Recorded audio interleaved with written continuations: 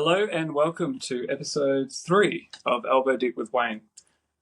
Back with Mum because why not? Might as well keep practicing this until we get it down pat. Have you got that much life left in us, Wayne? We'll get there. We'll get there.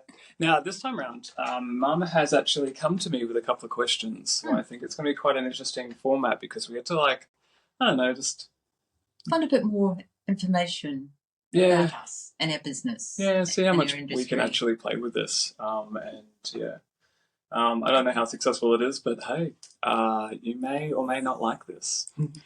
We may or may not like this.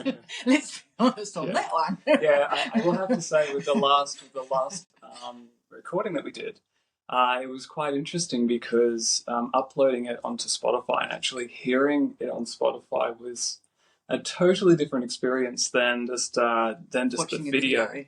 The nuance and editing. I'm on a different software, so editing was quite different as well because I'm used to editing the video, not the actual audio content. So as I was editing the audio content, I found it incredibly hard because when you say for instance, you would have sections in there where you can get rid of it, but it really does affect the structure, the flow, and it was a learning curve for that for sure. And it was a whole new program. We were doing it in 2 different locations, so it almost felt It wasn't too bad though. It wasn't. No, I didn't think it's an option.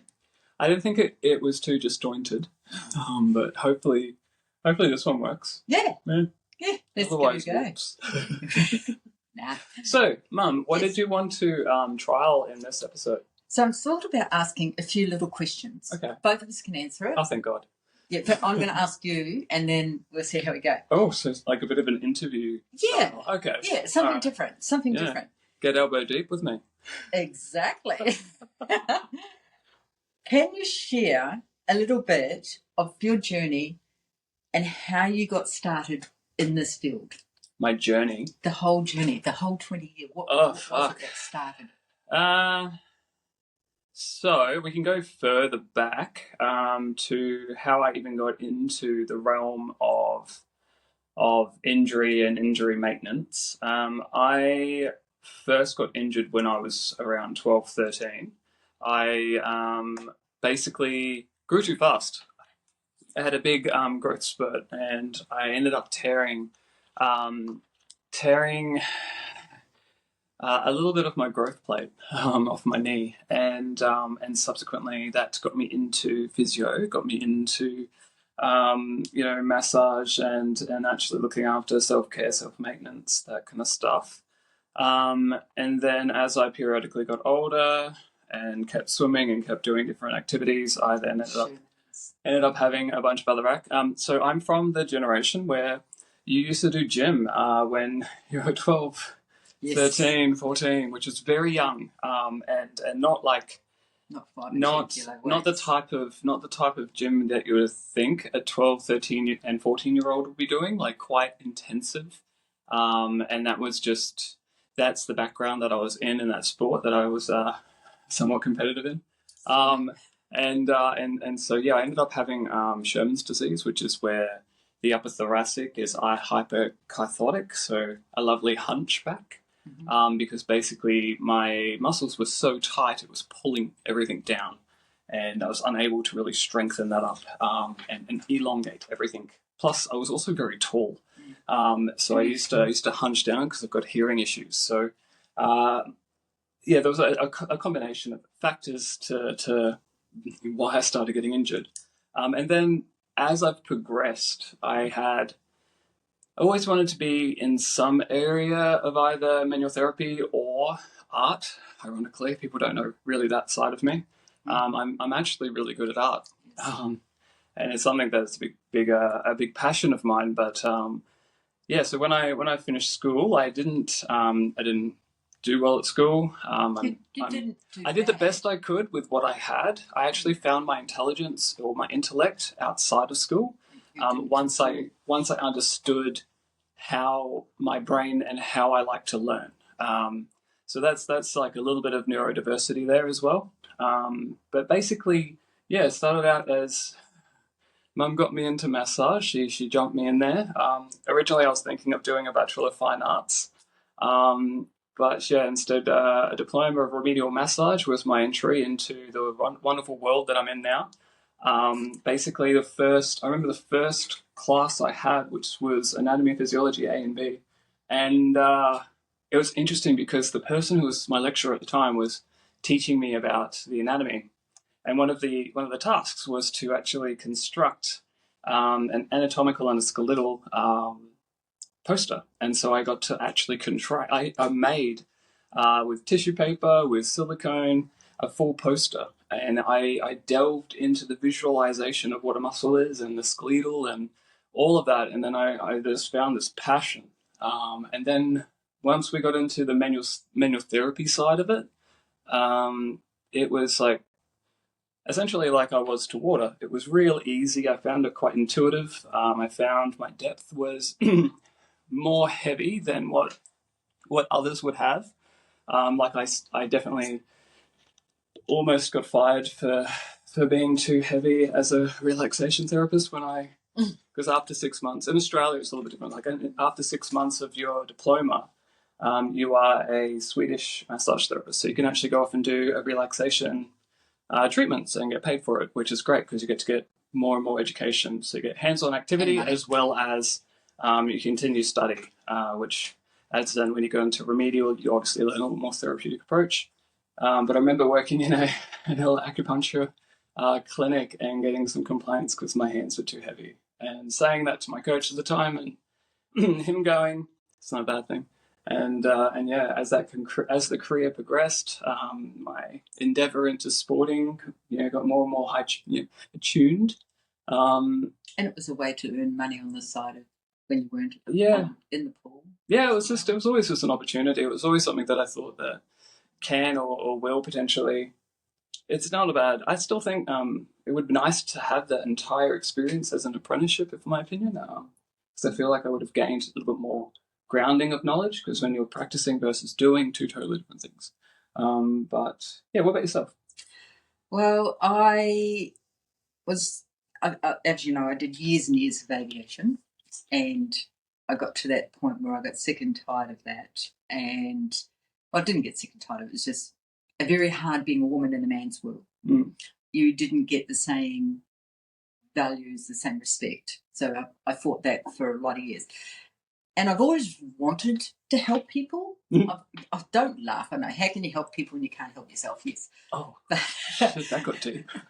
No, I've always liked the idea of helping people and being in that type of allied type health and things like that, and in touch. Yeah, well, Mum got me into massage when I was a kid, so she actually was one of the big supporting factors of manual therapy and holistic approach. So I felt like it was unnatural that she would end up, going in that endeavor. But it was definitely more of a confidence thing for Mum. So when I moved here, it gave you a little more confidence to actually go off and tackle that thing that you've always wanted to do but never had the confidence to do. Yeah. And especially over what, 8 years that we've been doing this, it's been nice to see you get into your own kind of confidence, which is nice. We have a fly. So yeah, it's nice to see you kind of like not try to appease people as much, not trying to like try to be the same as everybody else. Have acceptance. Yeah, there's a real grounding of acceptance, and I think your treatments and your philosophy towards treating your clients have definitely indicated that as well. There's a lot I of can growth see there. a lot of growth. Yeah. Yeah. And also I'm confident in what I do and how I do it as well. When you get back into things like this at the beginning, it's like, am I good enough? Am I doing it right? Is it right? Oh, look, take 1 month off work and you God. question if you can even touch. It's amazing. It's amazing. I was saying this to clients, I'm like, I don't know how to treat. And they're just like, what? You've only had a short amount of time. I'm like, yeah, but you kind of lose that you get that real automotive responses on the touch. Hit me another question. If your younger self met you today, what would surprise them the most about you? I'm here. Okay. I'm alive. Apart from that. Yes. Apart from that one. Younger self. So for me, this is going to be a bit of a hard one because I never actually saw the career I currently have as an option as a child. As an openly gay queer male, I basically never saw a role model that not only had, you know, a business that was authentically themselves, but also have a business with their family. That was not something that was ever exampled in the community or any aspect of my youth. So, I would never have thought it. so if I was to look back, it would be a case of the trials and tribulations that I'd basically face, the determining factors. Like, don't forget, hairdressers were primarily female 20 years ago. Hey, in the Massage 70s, therapists, believe it or not, is a heavily female-orientated industry.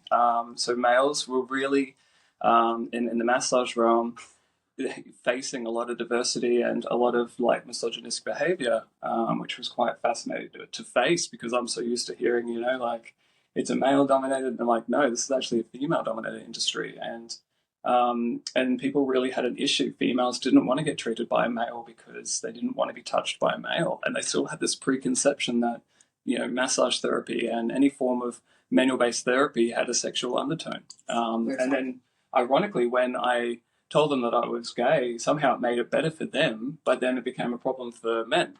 And then all of a sudden I had men not wanting to come and get treatments because not so much the fact that I was a guy, but because I was gay. And then so I found homophobia. I found and I have had homophobia at me. It's been very fascinating. I've had other people try to dictate how I should and be and run a business and treat and all these factors. And it's very, very fascinating because over the years, especially as, gender and the like coming into the forefront, my treatments are neutral. I'm not binary in that format. So I don't. You're just meat on the table. Well, it's not that. It's not the fact that you're a meat on the table because I don't want to remove the individual. I want to basically acknowledge that the person is seen, heard, respected, and understood. I think that's a big thing in my therapy. I don't take clothes off. I don't believe that a treatment necessarily needs that type of skin to skin contact. There's other ways to treat, and I think for the younger variation of myself, as I was going through the study, is learning that the fact that I can actually be open to learn different techniques that are not conventional, and actually fight the conventional ideology that massage is fluid based only. Because I don't believe that. I don't believe that massage is only fluid based with oil or any form of balm and it's soft, long. I don't believe in that. I think there's more to it. There's more to touch than just the conventional styles. And I'm a big advocate of that. It's funny. What about yourself? Well, it's funny you should say about having different people saying, "Oh, I don't want this." I did some treatments for a sporting team. Yeah. And I had this male on the table, and he goes to me, "Oh my God, I'm so glad there's no male masseuses in here." And I said, "Oh, why is that?" And he said, "Oh, I thought it'd be a bit strange." He said, "I don't know." And I go, "Hey, mate." Yeah, male sporting teams. Yes. Yeah. I said, we don't go near the block and tackle, honey. Oh, I can treat your adductors, hip flexors. I can treat all that without actually going to your groin. Trust me, I don't want to go there either. No. And as I said to him, is it weird when we massage females? And he was like, "Oh, I never thought of that." And I said, I mean, I play on this pretty well because like my entire title is a stick on elbow deep, and it's a play on gay pun. Yeah. But ironically, we do use elbows and glutes. Yes, we do. It's quite we common. do. And there's different techniques and variables. But yes, so I think we're touching on a couple of factors on that question. But yeah, the younger self aspect. I think for me personally, it's essentially there'll be a fuck ton of diversity blocks facing you, yes. And I like challenges. So, I mean, my younger self, I think I would be surprised that I'm actually doing something that I've pretty much really wanted to do but never knew how to do it, and the fact that I'm working with my child in a business. Yeah, I mean. I would never have done that with my parents. And, oh God. Oh, good God, no, but that's a whole other thing. But I think it's an absolute privilege to do this. And I think my younger self, I I think if I could talk to myself as I was younger, I'd set myself up better No, and be a I bit more think confident in myself, I believe in think you've myself. done everything possible in the way in which you've done it. For me personally, I'm probably going to overshare a bit. And, you can let me know if we want to keep this in or not. But basically, Mum was one of my biggest role models as a child. She didn't finish. She didn't finish education. She had to go, and when she had the kid, or us kids, she went back and studied. She cleaned buses and cleaned apartments. Yeah, and she really clawed her way through her education endeavors to get into the aviation industry, and then she was then fighting into the definitely into the engineering side of the writing policy and procedures, really fighting up quite high up as well. Like Mum was quite successful, especially in Australia, and I saw a lot of roadblocks when she moved here. It was like jumping back 20 years in the industry for her. So, and I get when I finally moved over here, and I saw just the toll. It was a toll there that I saw in Mum, and I think one of the things that I really promoted was to do the things that you love. Don't let life just kind of dictate your future. You need to dictate your own future and your own success and happiness. And I think it's been a big learning curve throughout the last couple of years, and especially the last year we've just had even more setbacks. So we're constantly in a case of just figuring it out, accepting what life is, and know Keep that chasing that 8 ball. yeah, yeah. Because I mean, like you've never allowed diversity, you've never allowed limitations to kind of restrict your success. And I'm in the same boat. I've never allowed limitations to dictate my success, and I could have like I feel both of us could be sitting here and basically stating that we have enough on our plate to turn around and say no, I'm not doing this anymore. Yeah. And I think we could have easily set back to the circumstance that our environments provided. We could have said no, well, this is what I'm going to do. Yeah. First roadblock, don't need to jump it. Got very good at doing hurdles, haven't we? Yeah, yeah, it's definitely adaptation. I think is one of our strengths, and I think adaptation and coming up with different. I'm a problem solver. I like analyzing. I like breaking things down on a algorithmic level. But yeah, hit me with another question, Mum. What are the most exciting trends and developments that are happening in the industry that excite you?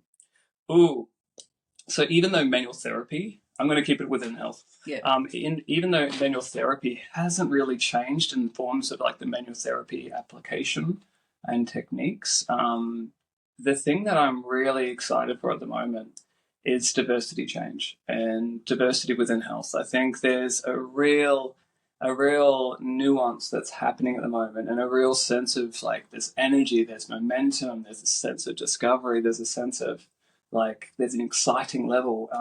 I've spoken about this briefly previously about rehabilitation science and some of the limitations of standardizing outcome measurements. We're getting more of an understanding as individuals now. We're thinking, okay, cool, you have an injury. We know that X, Y, Z amount of, similar injuries were blah, blah, blah. But now we're looking at, okay, you're a female. Mm-hmm. What does that mean? And what's the geno element of female versus male? And we're looking at is there other contributing factors like ADHD and endo and all these other factors were hyperconnective tissue, and does that even matter anymore? What does it mean to have hyperconnective tissue in your body?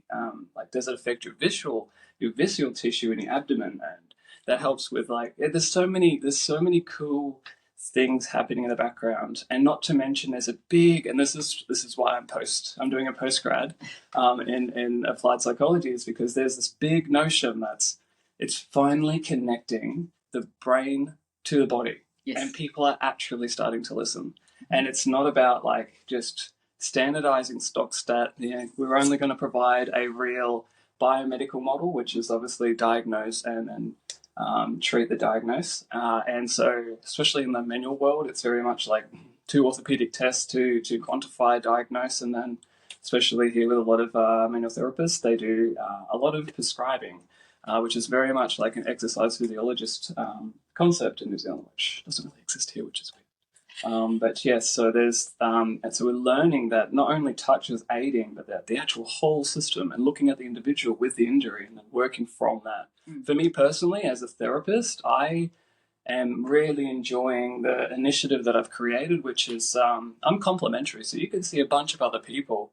And then I'm looking at, okay, well, if this is what's occurring, how is that affecting the rest of your body? And is that affecting your mechanics? Is that affecting your psychological element? How is that affecting your everyday life? That's my real gets me up and going. What about yourself? Yeah, I am. Bang. Slap. Get it, Mum. I'm excited in the fact that people are becoming more proactive towards their maintenance of their body. They're not just coming to see us when they're injured, they're coming to us to help prevent injury, which makes it a better team. Yeah, it's okay. People are becoming more self-governing of their actions, and they're taking more of their ownership back. It's good to see, yeah. It's amazing. Yeah, I'm a big believer in advocacy of your own health. Yeah, I mean, getting on our table with an injury, we've got to figure out, is it the primary, the secondary, is it where's it all started from? Whereas when we're doing the maintenance side, bang.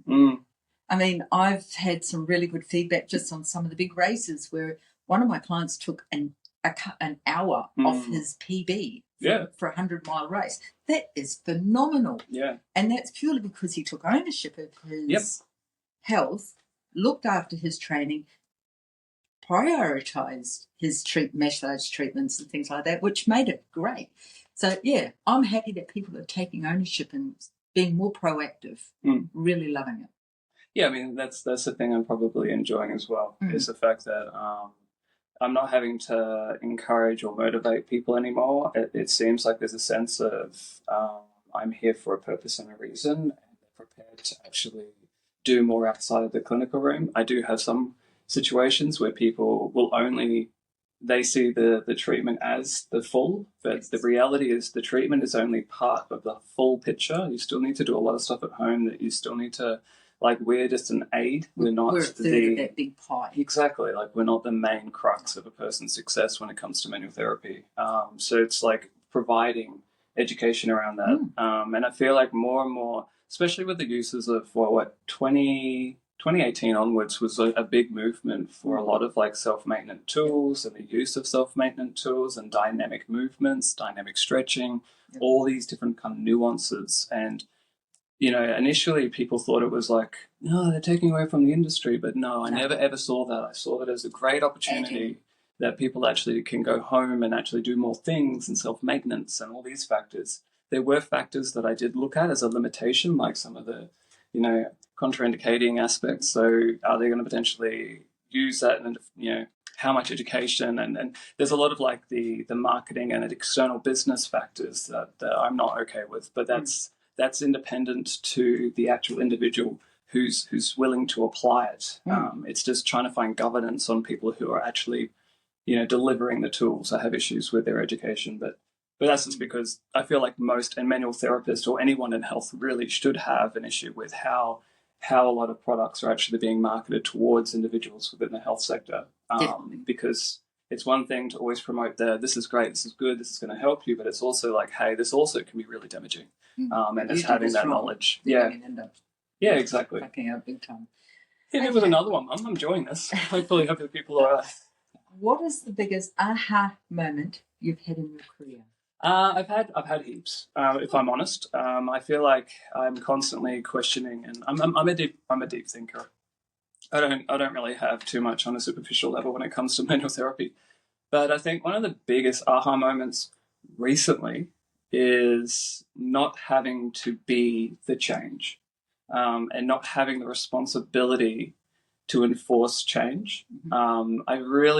There was a real strong point of my career where I really felt almost overwhelmed with wanting to really have a voice, have a direction, and almost like fight. But I realized, especially within the last 5 years, and more specifically last year, where I had to actually face some real hard thoughts, feelings, and emotions, I realized that I don't need it anymore. What I am doing is enough, and having that aha moment to realize that I am enough, what I actually provide is enough, and as a business, we are enough, and we are actually already doing and achieving And that thought, feeling, and emotion that I was actually searching or feeling was insecurity, anxiety, and just a lot of not having acceptance of my worth because I put so much value on how other people saw my intuitive approach. Like, I thought that, it's very hard when you create something because it's so against the grain of the norm that people can really fight against it, and it makes you question if you can even, if you're good at it, if you're worth it, if you're even like relevant. And it's interesting how much those insecurities, even though I come across quite like an arrogant ass, it is, well, it's just, I'm still human. I still have human based emotions. I still have insecurities. My insecurities are quite deep, and I don't necessarily show all of them. But I definitely acknowledge that I am enough, and that was the biggest aha moment. And me, instead of trying to rectify everything and prove everything, as long as people see value in my resources, I don't. That's all I need. What about yourself? Uh, I think it was the time. My biggest aha moment would have been the time when I realised how you can release a muscle without having to apply a lot of pressure and things like that. To me, that was like, got it. Yeah. And how also you don't. Oh yeah, I didn't even think about that. Yeah. There's heaps of them. Yeah. And how you don't need to bruise a person. Oh God, no. And I mean, that's one of the things It's inevitable. I will jump in. It is inevitable, and the misconception that if you're going through therapeutic approach, there needs to be transparency with therapists articulating that the probability, because what we're doing, we are putting compression onto the skin, which is causing microfiber tearing underneath the epidermis. So that is going to actually cause some elements of issues, especially with the hypodermis. It's going to create a little bit of issues. And some people are also teachers and are prone. Everyone has their exactly. Yeah, and you can temper the skin as much as you possibly can. It doesn't necessarily mean that it's going to avoid the probability of having tissue damage, because fascia itself, we're talking about fascia or connective tissue, and that can actually be quite tight, independent of little bundles that are independent to the muscle. So the top layer, so if you think of a chicken breast, for instance, that white layer on top of the actual tissue, just imagine that's really, really tight, and underneath that, the muscle is maybe not as tight, but it's the fascia on top of the muscle that may actually tear more. And that can cause bruising as well. And it's understanding and having, because we have different depths of skin and all these factors, and having that conversation. But yeah, I agree. That's a rant. Sorry. But it really was. They're sitting there. Yeah. So that was probably that. I've got hundreds in aviation, but that's yeah. But hit me with another question then. What is your biggest failure, and what was the most important lesson you learned from it? So I always forget the actual term of this. It's a bit of a quantum mechanics thing, but I always forget the actual name of it because it's something that it sounds, because I'm dyslexic, I work with mimic and I copy and mirror sounds. But the concept I understand. That's at least important.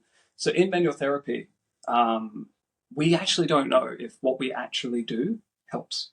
There's not a lot of evidence either way, and it's very anecdotal, it's very individual, it's very case by case, and it's very perceived. So as a therapist, there were moments where I'm sitting there going, okay, from a failure perspective, what can I possibly do here? And there's a really good process where it's a cat in a lead box, and the system is basically, it's going to put a radioactive atom on top of the lead box, and we've got to determine if the cat itself is alive, or if it's dead, but you're not allowed to open up the box. So some individuals would articulate that it's because of decay on the actual radioactive atom that would be poisoning the cat, resulting with the cat dying. Others would say, the cat would be the cat's so alive. The reality of the scenario is it's both. It's both alive and dead at the same time. So one of the things that I noticed in my therapy is understanding failure is also failure and success at the same time.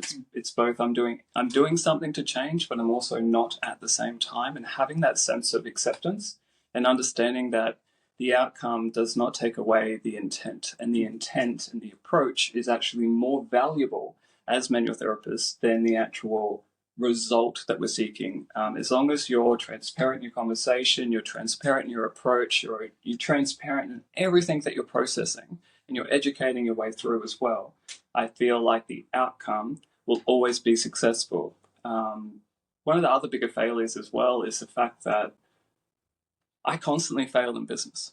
I constantly fail in approaches. I've constantly, like, I'm the guy that keeps reinventing, because I'm prepared to fail. I'm prepared to actually, do things that may not work. That's risk. That's the whole concept of risk.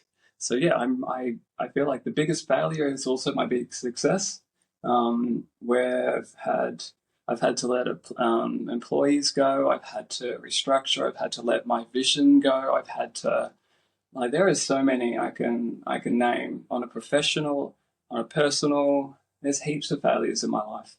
Yeah, but there's also a heap of successes. And that's the thing, like, and I think to have failure means that you can acknowledge your own success because you cared enough to fail.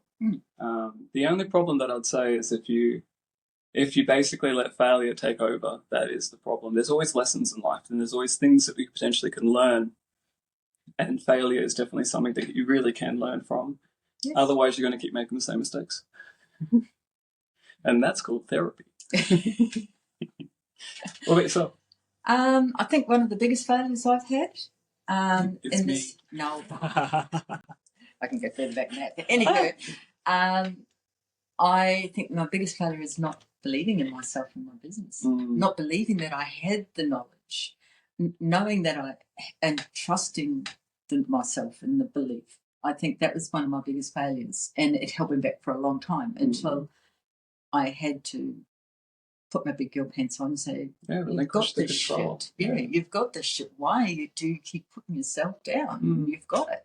That's hard. That's been probably one of my biggest failures, was not trusting and believing in myself. I feel like this question will be running in the back of my mind for the rest of the day. And I'll be like, why didn't I say it like this? Why didn't I say it like that? This is quite fun. I'm enjoying that. Oh, look. Do you reckon we have time for one more? Last one. Right. Then we'll wrap it up. What is something you've had to unlearn in your career? Oh, a lot. Or we won't go professional life, but what have you had to unlearn in your career? In my career? I think the biggest, in my opinion, the biggest thing I had to unlearn is the notion of what manual therapy is. I think also understanding that physio, osteo, chiro, acupuncture, and massage are all equal and that they're no one above the other.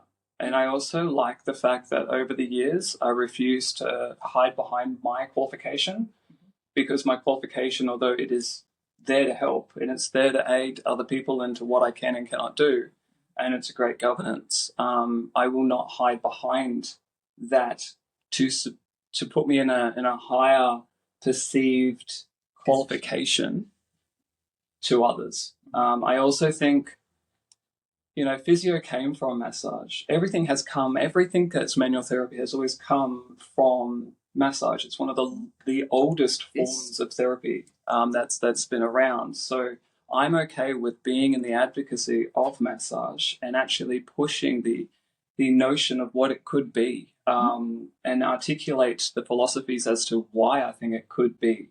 But in order to do that, I also had to basically challenge what it was to massage. And people out in the industry do not like me because I am challenging it. And that is both within the massage world, the physio, osteo, chiro. I've had to learn quite a different variations of other people's industry, so that I can do mine. I've got people that who've come and seen me, and I'm like, oh, okay, cool. So that's an endocrinologist, that's a rheumatologist, that's XYZ, and I have to understand what they're doing and what potential aspects they're doing in order to basically come up with my own philosophy on how to treat.